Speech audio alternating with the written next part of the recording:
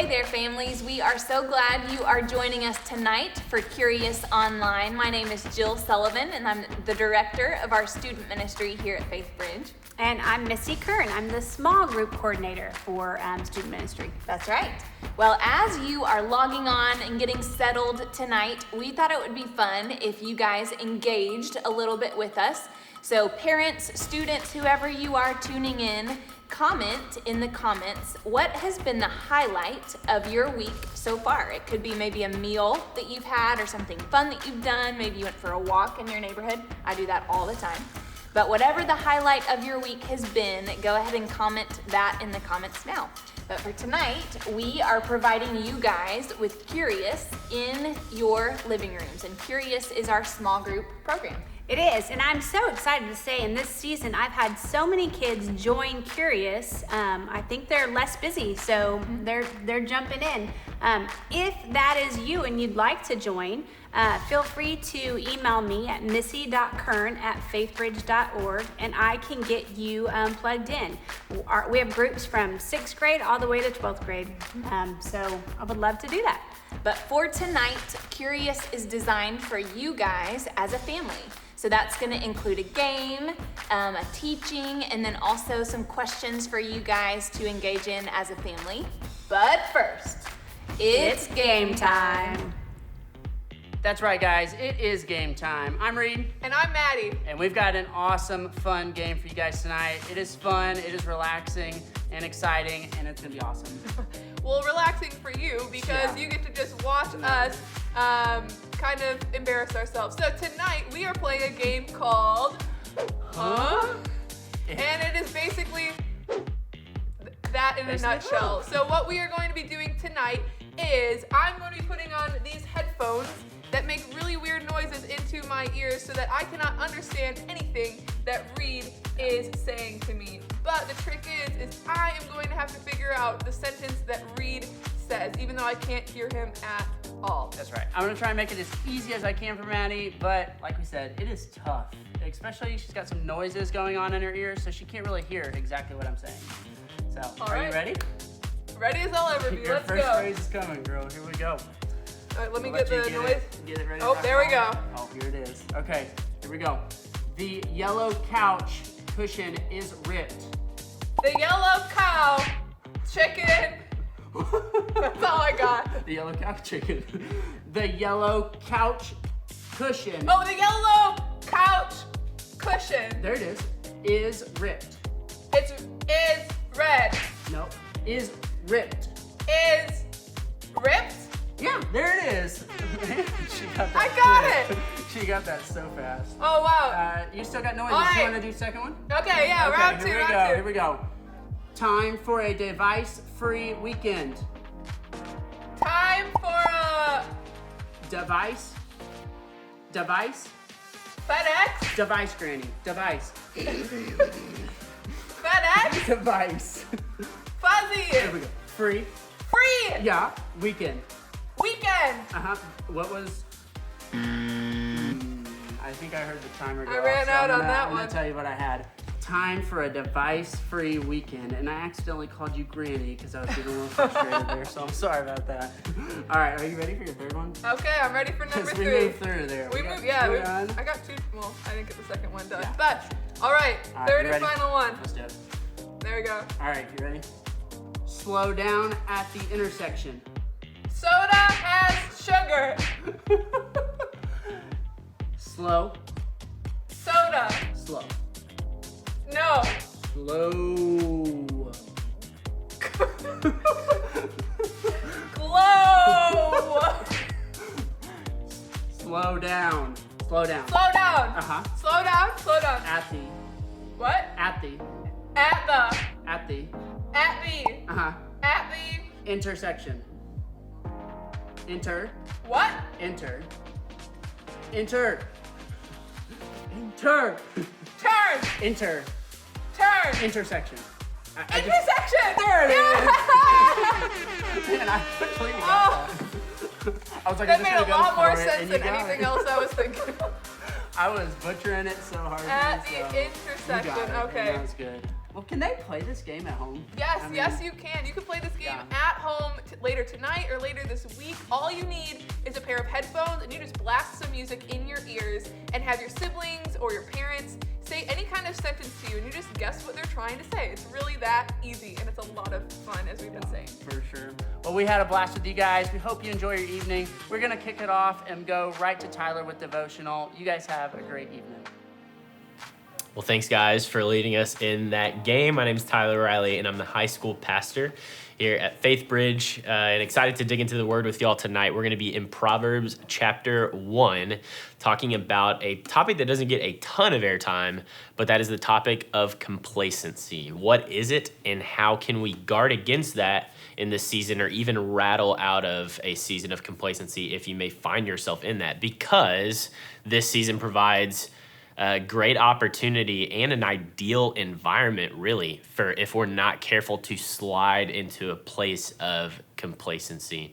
But before we get into exactly what that means and how we combat that, let's read the verse together. So Proverbs chapter 1, I'm going to start in verse 29 through verse 32. It says this: "Because they hated knowledge and did not choose the fear of the Lord, would have none of my counsel, and despised all my reproof. Therefore they shall eat the fruit of their way, and have their fill among their own devices. For the simple are killed by their turning away, and the complacency of fools destroys them." So, I mean, one of the first things that we see here is that's pretty strong terminology. The complacency of fools destroys them. And the reality of the matter is that's true. Complacency is a silent killer. It's a monster that isn't always seen. I know we all have different fears. One of my fears growing up, and still a little bit to this day, I'm not ashamed to admit it, is my fear of the dark. And it was just this fear of the unknown. And I would have friends who knew that and would like mess with me, like turn the lights off and go and hide. The worst. I remember if I forgot to take the trash out in the morning, I would have to take it out that evening as punishment, and it would be dark outside, and I would do the little thing where you're kind of next to the door and you just try to helicopter it as far as you can, close to the trash can. I just hated the dark, and we all have different fears, whether it be heights, whether it be snakes, spiders, whatever it is. It could even go a layer deeper when we talk about fear, but one thing that not a ton of people fear, because maybe we don't know enough about it, is complacency. And I think another one of the reasons why we don't fear it is because oftentimes we may not even realize we're in a season of complacency. Complacency is the complete lack of motion. It's being over content in your current season, or overly comfortable in your current battle even. Maybe even for you, it's a sin that you've allowed yourself to just be content with being in your life. And if I'm vulnerable with you guys, my personality is wired toward, if I'm not careful, I could slide into seasons of complacency.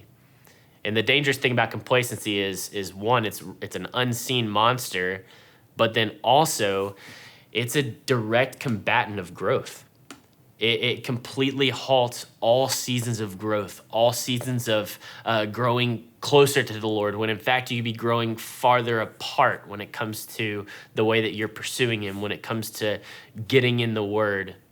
And what I'll say to you is this, and then really I'll give you three things as we look at this in complacency to discover, hey, am I in a season of complacency? And also, how do I keep myself from going into that? Because again, we're in the ideal environment and the ideal time for that to take place. We've settled into schedule now. We've settled into this new routine, this new structure. We're at home 24/7, and things are starting to get real comfortable. So the three things that I would say to you, whether you are currently in a season of complacency or to keep yourself from approaching one, is the first is to turn on the light. What in the world do I mean by that? Turn on the light. Complacency thrives in darkness and in isolation. And we need to be honest about thoroughly examining and assessing ourselves. Am I complacent right now. When I was getting ready for school as a kid, I was the hardest kid to wake up. But once I finally did, wake up after the 5th or 6th time my mom coming into the room, I would even be so tired and not want to get up and wake up that I would be stumbling around my room in the dark trying to find my clothes and my backpack and all that sort of stuff. And my mom would finally just come in and flip on the light and say, "Look at what you're doing." And it would just illuminate the room and I could see clearly. And in this case, when we want to rattle the cage of complacency, we need to turn the light on, allow the light to shoot in, and fully assess, what am I comfortable with right now? Because is comfort a sin? No, I'd like to find a pair of jeans that are comfortable. I don't think that's a sin. The question just becomes, what are we finding ourselves comfortable in? Are you finding yourself comfortable with complete lack of passion or drivenness? Are you finding yourself comfortable with the fact that maybe this entire season you haven't even opened the word, if you're being totally honest, one time? And to take it a layer deeper, maybe you've grown comfortable with the sin that's been allowed to take up camp in your life, and you've kind of allowed it to be there and have lost the conviction in it and all of those things. Then I would say maybe you should acknowledge the fact that you may be in a season of complacency. So how do we get out of that? And that's the second thing. The second thing is actually a truth that I'll give you, and it's one that I hold on to closely in my life, and especially in this season as well. And that is, movement creates motivation. Movement creates motivation. And oftentimes it's the opposite, right? We sit around and we wait to be motivated, but the dangerous thing about complacency is that there is a complete lack of motivation. But what needs to take place is movement first, and then the motivation will come next. I've been able to see this in my life over the past several months, since about October, when Kyle Pettit invited me to join him on a fitness journey and actually pursue and take my health seriously. And I remember I had always said, "Ooh, I'll start on Monday," or "Ooh, I'll start then," or "Ooh, that'll be the ideal time," and then I'll be motivated at that point. But I remember him saying, "Hey, pack a gym bag tonight. You're coming to the gym with me tomorrow." And I remember that movement, even though I wasn't motivated in that time, once I set forth in that path and I created that movement, the motivation began to follow. It's the same in the Word. You're not always going to be motivated to read the Word. But if you choose and make the decision to open your Bible, you will be refreshed and renewed by its words. You'll be motivated. And as you develop into a habit, you'll continue to be motivated to where you can't get enough of it. Movement creates motivation. Don't wait for the opposite. And then the last thing I would tell you is seek to create freshness. How can you create freshness in your life, especially as we've settled into this routine and this new schedule and all those sort of things? How can you create freshness? I see this take place in my life, in my time in the Word especially. The Lord has, I believe, created me to be a creative person. I like to use creativity. I like to think outside the box. I like to be flexible. So why wouldn't I do that in my time with the Word too? It can look different. Sometimes I'll break out the commentaries. Sometimes I'll put in a pair of headphones and I'll go on a walk and I'll listen to scripture and meditate on it. Sometimes I'll go to a park and I'll write in a prayer journal. It's whatever it may be. I'm looking for ways to create freshness so that I don't backslide and fall into a season of complacency.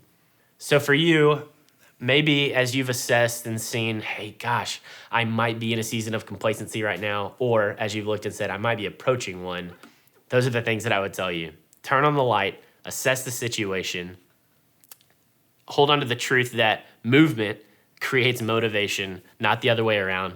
And then 3, look for ways to create freshness in your daily life, especially in your time with the Word as well.